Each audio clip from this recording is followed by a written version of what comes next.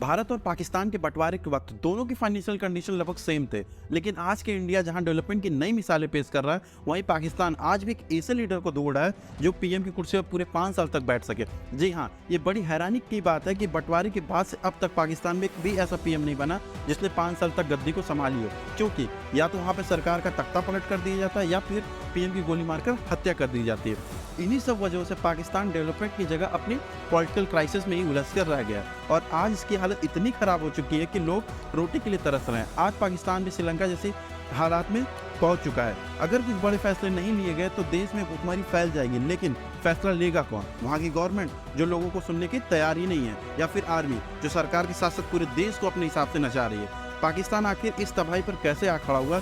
क्यों इस देश के हर हिस्से में आज प्रोटेस्ट छिड़े हुए हैं? आइए एकदम गहराइयों से जानने की कोशिश करते हैं। Of new year, it brings a sense of hope, a hope to achieve new goals, new achievements. But for those living in Pakistan, the year 2023 remains the same as the previous one. दोस्तों, पाकिस्तान के बारे में कहा जाता है कि ये देश ऊपर वाले के भरोसे चलता है एंड वहाँ की अनस्टेबल गवर्नमेंट और देश के लंबे टाइम से चल रहे तनाव से ये स्टेटमेंट काफी हद तक सच भी लगता है, क्योंकि सेपरेशन के इतने साल बाद भी अगर कोई देश अपना पीएम ढूंढने में ही लगा है तो देश में क्राइसिस तो आएंगे ही। हर बार पॉलिटिकल ड्रामा होने के बाद इस देश को पीएम तो मिल जाता है, लेकिन 5 साल का टाइम पीरियड खत्म होने से पहले ही उसका तख्ता पलट हो जाता है। पाकिस्तान के first prime minister Liaquat Ali Khan की बात करें तो वो 4 साल 2 महीने तक पीएम की पोस्ट पर रहे थे, क्योंकि 1951 में रावलपिंडी में कंपनी बाग में एक स्पीच के दौरान उनकी गोली मारकर हत्या कर दी गई। शूट आउट भी कहा जाता है कि पीएम लियाकत अली खान पर सईद अकबर नाम के एक बंदे ने गोली चलाई थी, जिसे एक पुलिस वाले ने वहीं ढेर कर दिया था। हालांकि इस बात का अब तक कोई भी स्ट्रॉन्ग एविडेंस नहीं मिल पाया है और ना ही ये गुत्थी कभी सुलझ पाई। लियाकत अली खान के मर्डर के बाद ख्वाजा निजामुद्दीन को पाकिस्तान का पीएम बनाया गया, जो उस समय गवर्नर जनरल हुआ करते थे, लेकिन 2 साल बाद उनसे भी गद्दी छीन ली गई। फिर उनके बाद प्राइम मिनिस्टर की सीट मोहम्मद अली बोगरा ने संभाली, लेकिन हैरानी की बात यह है कि उन्हें भी सिर्फ 2 साल में एक कुर्सी से हाथ धोना पड़ गया। इसके बाद चौधरी मोहम्मद अली प्राइम मिनिस्टर बने, लेकिन उनकी खुद की ही पार्टी मुस्लिम लीग उनके अगेंस्ट हो गई और उन्होंने 1 साल के अंदर ही अपने पद से इस्तीफा दे दिया।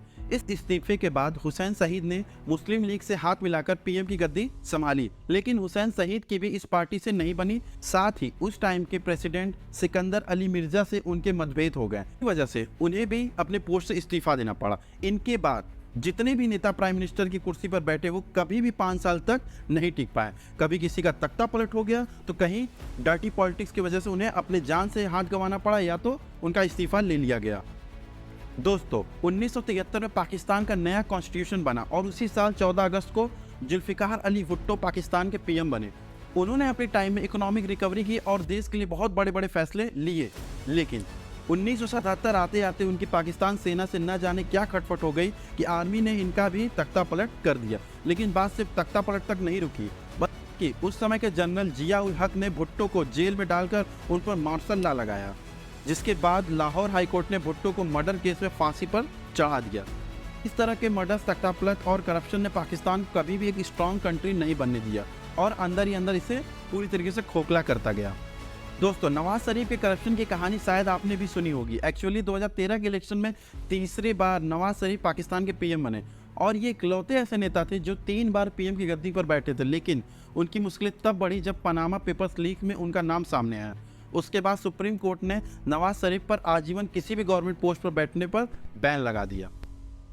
8 जुलाई 2018 में उन्हें इनकम से ज़्यादा एसेट रखने पर गिल्टी माना गया और इस जुर्म में उन्हें 10 साल के लिए जेल भेज दिया गया। लेकिन नवंबर 2019 में उनकी तबीयत खराब हो गई और उन्होंने लाहौर हाईकोर्ट से इलाज के लिए विदेश जाने की परमिशन मांगी। अब हाईकोर्ट ने उन्हें 4 हफ्ते के लिए परमिशन तो दे दी, लेकिन 3 साल से ज़्यादा वक्त बीत गया, लेकिन आज तक नवाज शरीफ घर नहीं लौट कर आए एंड बाद में उन्हें भगौड़ा डिक्लेयर कर दिया गया।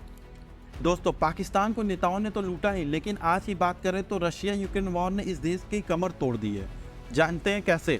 दरअसल रशिया ने जब यूक्रेन के साथ मिलिट्री ऑपरेशन की अनाउंसमेंट की थी तो उससे 1 दिन पहले ही पाकिस्तान के उस समय के पीएम इमरान खान वहां 2 दिन के दौरे पर गए थे। अब एक तरफ जहां रशिया और यूक्रेन आर्मी आपस में मिसाइलें बरसा रही हूँ, वहीं दूसरी तरफ इमरान खान पुतिन से मीटिंग कर रहे थे। ऐसे में काफ़ी लोगों ने इस बात को ट्रोल करना शुरू कर दिया कि पाक पीएम इस वॉर का रिबन कट करने गए हैं। इससे कई देशों का पाकिस्तान से मनमुटाव शुरू हो गया। वैसे वजह चाहे जो भी हो, लेकिन अपने इस एक दौरे से पाकिस्तान ने कई बड़े देशों के साथ दुश्मनी ले ली और यूक्रेन के साथ भी उसके रिश्ते खराब हो गए। हालांकि दोस्तों इमरान खान का कहना है कि उनका रशिया जाने का डिसीजन गलत था, लेकिन इसके लिए भी उन्हें आर्मी ने फोर्स किया था। दोस्तों अब तो आप समझ गए होंगे कि आर्मी कैसे इस पूरे देश को कंट्रोल कर रही है और गद्दी पर बैठे नेता पावर में होते हुए भी आर्मी के हाथ ही कठपुतली बने हुए हैं। आपको बता दें कि पाकिस्तान की इलेक्शन कमीशन ने इमरान खान पर पीएम पद का गलत इस्तेमाल करने, गैर कानूनी तरीके से सरकारी गिफ्ट सेल करने और प्रॉपर्टी जमा करने के आरोप में अगले 5 साल तक चुनाव लड़ने पर बैन लगा दिया है। साथ ही 5 साल से पहले वो किसी भी गवर्नमेंट पोस्ट पर अपॉइंट नहीं किए जाएंगे। दोस्तों इलेक्शन कमीशन के इस फैसले के अगेंस्ट इमरान खान ने पाकिस्तान में एक बहुत बड़ी रैली की थी एंड 28 अक्टूबर 2022 को लाहौर से इस्लामाबाद की तरफ इमरान खान ने एक बहुत बड़ा मार्च शुरू किया। लेकिन इसी रैली के दौरान 3 नवंबर 2022 को इमरान खान पर गोली चल गई। मतलब फिर से वही इंसिडेंट जो पिछले 70 सालों से होता आ रहा था। इमरान खान के पैरों में गोली लगी, 3 नेताओं को गंभीर चोटें आई और एक प्रोटेस्टर की जान भी चली गई। इस इंसिडेंट ने पूरे पाकिस्तान अफरा तफरी मचा दी। पब्लिक सड़कों पर उतर आई और उन्होंने करंट पीएम के खिलाफ प्रोटेस्ट करना शुरू कर दिया। लेकिन इस हमले के पीछे कौन था, ये अभी भी मिस्ट्री बना हुआ है। और आपको पता ही होगा कि पिछली जितनी भी पीएम की मौतें हुई है, आज तक मिस्ट्री बनी हुई है। दोस्तों आज पाकिस्तान में इससे भी बड़ा एक चैलेंज है, पाकिस्तान का बढ़ता हुआ इन्फ्लेशन रेट। जी हाँ दोस्तों, पाकिस्तान में बढ़ते सियासी वॉर के बीच महंगाई ने भी पाकिस्तान की कमर तोड़ दी है। ऐसे में यहाँ भी वही हाल हो सकता है जो अभी कुछ दिनों पहले श्रीलंका में हुआ था, क्योंकि एक तो यहाँ इन्फ्लेशन रेट आसमान छू रहा है एंड दूसरा फॉरेक्स रिजर्व कम हो रहा है। साथ ही लोगों को पेट्रोल के बढ़ते दाम ने भी परेशान कर रखा है। दोस्तों बाकी देशों की तरह पाकिस्तान भी पेट्रोल पर सब्सिडी देता था, जिसके लिए उसके हर साल एक बहुत बड़े लॉस से गुजरना पड़ता था। इन लॉस को कम करने के लिए उसने ऑयल सब्सिडी को कट डाउन करना शुरू कर दिया। इसका असर यह हुआ कि अचानक से पेट्रोल के प्राइस में उछाल आ गया।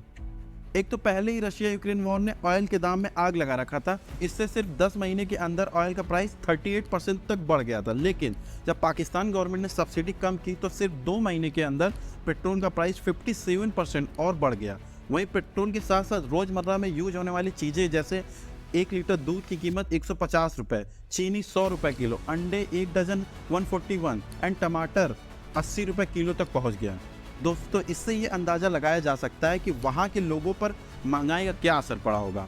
पाकिस्तान के फेडरल ब्यूरो ऑफ स्टैटिस्टिक्स यानी FBS के अकॉर्डिंग अक्टूबर 2018 से अक्टूबर 2021 तक इलेक्ट्रिसिटी का रेट 57% बढ़ गया है, जो कि दोस्तों बहुत ही बड़ा डिफरेंस है। इसी के चलते पाकिस्तान गवर्नमेंट इलेक्ट्रिसिटी की खपत कम करने के लिए नए नए नियम बना रही है, जैसे देश के बाजारों को रात 8:30 बजे तक ही बंद कर दिया जाए। मॉल और मैरिज हॉल प्रातः 10 बजे ही ओपन होंगे। इलेक्ट्रिक फैंस और बल्ब का प्रोडक्शन जुलाई 2030 तक सस्पेंड कर दिया गया और गवर्नमेंट ऑफिसर्स में इलेक्ट्रिसिटी कम यूज़ करने के लिए बोला गया और सारी मीटिंग्स को बोला गया है कि वहाँ पे दिन के उजाले में ही कराया जाए। इस तरह के नियमों से वो 30% तक बिजली की खपत कम कर सकता है। इससे 62 अरब रुपए की बचत होगी। दोस्तों इलेक्ट्रिसिटी के अलावा पाकिस्तान के कई हिस्सों में आज वीट क्राइसिस मतलब गेहूं की क्राइसिस है एंड अगर इससे जल्द ही नहीं निपटा गया तो कुछ ही दिनों में पाकिस्तान के लोगों की थाली में रोटी भी गायब हो सकती है। अगर हम इस्लामाबाद की बात करें तो वहाँ रोजाना 7,60,000 किलो गेहूं की खपत होती है, लेकिन आज सिर्फ 4,20,000 किलो ही गेहूं सप्लाई मिल पा रही है। लेकिन इन सब का सबसे बड़ा वजह पाकिस्तान में आई हुई बाढ़ है, जिसने सिर्फ फसलों को ही बर्बाद नहीं किया बल्कि 3.3 CR से भी ज़्यादा लोग बेघर हो गए। 1300 लोगों की मौत हुई, 82 लाख एकड़ की फसलें बर्बाद हो गई एंड इससे पाकिस्तान को टोटल 12 अरब डॉलर का नुकसान हुआ। ऐसे में पाकिस्तान के बढ़ते इन्फ्लेशन और गरीबी का जिम्मेदार अनस्टेबल गवर्नमेंट के साथ साथ ये बाढ़ भी है। दोस्तों ये सारी प्रॉब्लम तो थी, तभी बलूचिस्तान का सेपरेट मूवमेंट ने जोर पकड़ लिया। दरअसल भारत के बंटवारे के टाइम से ही बलूचिस्तान के लोग अलग देश की मांग करते रहे हैं। उन्होंने कभी भी पाकिस्तान के साथ रहना पसंद नहीं था। अगर हम एरिया के हिसाब से देखें तो बलूचिस्तान पाकिस्तान का सबसे बड़ा प्रोविंस है एंड यहाँ की खास बात यह है कि इस जगह पर नेचुरल रिसोर्स भरी पड़ी है, जहाँ यूरेनियम, पेट्रोल, नेचुरल गैस और कॉपर का बहुत बड़ा भंडार है।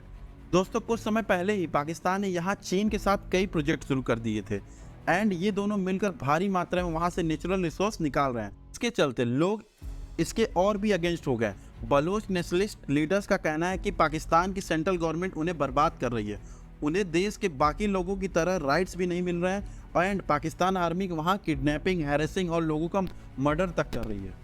और यही वजह है कि पाकिस्तान के खिलाफ उनका सेपरेट मूवमेंट और भी तेज होता जा रहा है। दोस्तों बलूचिस्तान एक ऐसा प्रोविंस है जो कभी भी पूरी तरह पाक गवर्नमेंट के कंट्रोल में नहीं रहा है। यह गवर्नमेंट ज़्यादा कबीले सरदारों की चलती है। इन लड़ाकों कबीलों का अपना अलग और हैरान करने वाला कानून है। इसके तहत हाथ के बदले हाथ, सिर के बदले सिर काटने की परंपरा चली आ रही है। दोस्तों, आज पाकिस्तान इस समय बहुत सारे सीरियस प्रॉब्लम से जूझ रहा है और जल्द ही अगर ये प्रॉब्लम का कोई स्ट्रॉन्ग सोल्यूशन नहीं निकाला गया, ये देश पूरी तरह से बर्बाद हो सकता है।